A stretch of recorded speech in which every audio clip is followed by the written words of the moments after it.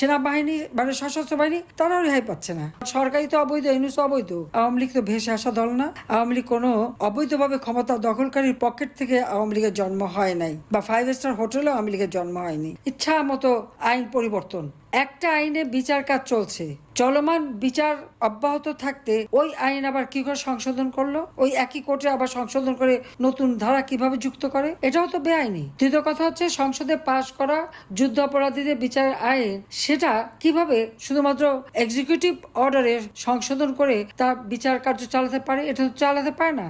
সম্পূর্ণ আইসিটির বর্তমান যে অবস্থাটা আছে সংশোধনের পর, এটা তো কোনো আইসিটি থাকে না। আর যে ডিফেন্সে ছিল সে কি করে চিফ প্রসিকিউটর হয়? সশস্ত্র বাহিনীর জন্য কিন্তু আর্মি অ্যাক্ট আছে, এখানে কিন্তু অন্য কোনো সুযোগ নাই।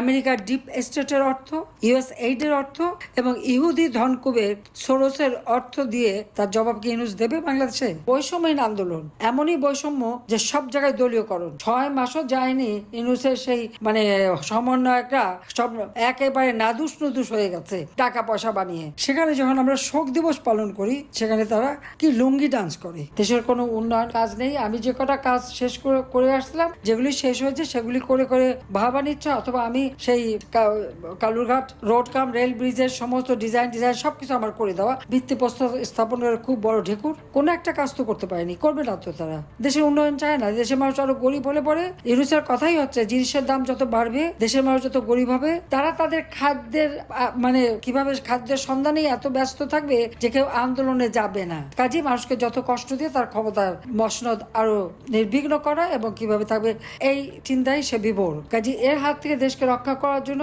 যা কিছু আছে তাই এখন নামতে হবে। আর এই সশস্ত্র বাহিনী, আমি জানি না এদের কি মানে, আমি তো তাদের সব ধরনের ট্রেনিং থেকে শুরু করে সব থেকে আধুনিক ট্রেনিং দিয়েছিলাম। শান্তি রক্ষা বাহিনীতে আমার সময় 1 নাম্বার ছিল বাংলাদেশ, আজকে সেই বাংলাদেশ 3 নাম্বারে নেমে গেছে।